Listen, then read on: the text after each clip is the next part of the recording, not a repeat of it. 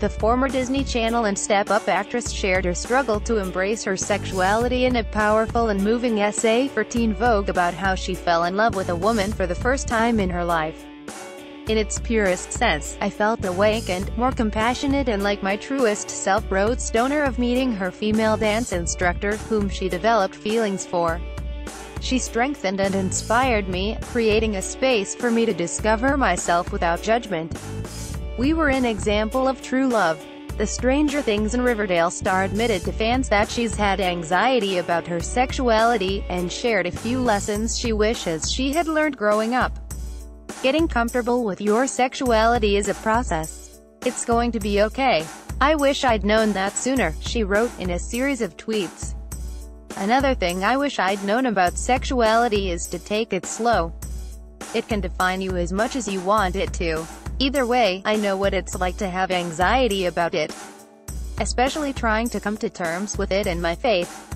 It can be really scary. She ended her thoughts with a message to all of her followers who might be in a similar position, but it's gonna be okay. You're going to be okay. No, you're going to be great. All that to say, you're not alone. You're in my prayers, and, if you're the praying kind, please keep me in yours. The so private star opened up to people about his one-year marriage to his high school sweetheart, and his somewhat surprise coming out in 2015. Considering his fans, I thought I would be disappointing them if they knew I was gay. So I never did anything, he said. Turns out, when they found out that manager and husband Gary Keefe and I were together, they were so happy. The reaction was so beautiful, strangers commenting, "Great for you, I'm just so grateful for it." It's fine to keep your private life private if it doesn't affect anybody, but when there's all these kids out there that are still needing remodels and needing people to look to know that they're not alone, being open and public about it will help so many people. It's just so essential. The Walking Dead star told people of his decision to come out. Even though I felt before that I couldn't talk about my private life, I was like, you know what, this is something that everyone should be comfortable with, being 100% themselves and authentic. When I hear someone comment about me coming out, I think it's funny because I was never in, she said at The Economist's Pride.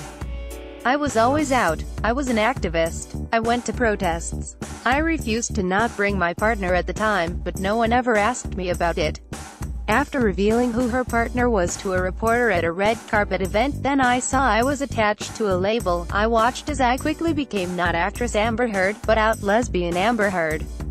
It did impact my career. It was difficult. It was not easy. When some directors questioned whether she could convincingly play a straight woman in a romantic lead role, I rolled my eyes at that. And I said, watch me do it. While accepting the National Equality Award at the 2017 Human Rights Campaign Los Angeles Gala, Perry opened up about coming to terms with her queer experiences after being raised in a religious environment where homosexuality was synonymous with the word abomination. Truth be told, I did more than that, she said. In reference to her 2008 hit, I Kissed a Girl, but how was I going to reconcile that with the gospel-singing girl raised in youth groups that were pro-conversion camps? What I did know was that I was curious, and even then I knew that sexuality was not as black and white as this dress. But in 2008, when that song came out, I knew that it started a conversation that a lot of the world seemed curious enough to sing along to it. Perry went on to recount how she went from praying the gay away at Jesus camps to meeting people outside of her bubble that helped change her outlook on the rigid sexual codes of her childhood. These people were nothing like I had been taught to fear. They were the most free, strong, kind, and inclusive people that I have ever met, she said. They stimulated my mind, and they filled my heart with joy, and they danced with joy while doing it. These people are actually magic, and they are magic because they are living their truth.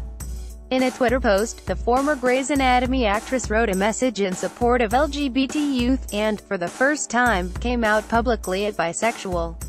So many of our youth experiencing homelessness are youth whose lives touch on many intersections, whether they be gender identity, gender expression, race, class, sexual orientation, religion, citizenship status, she wrote.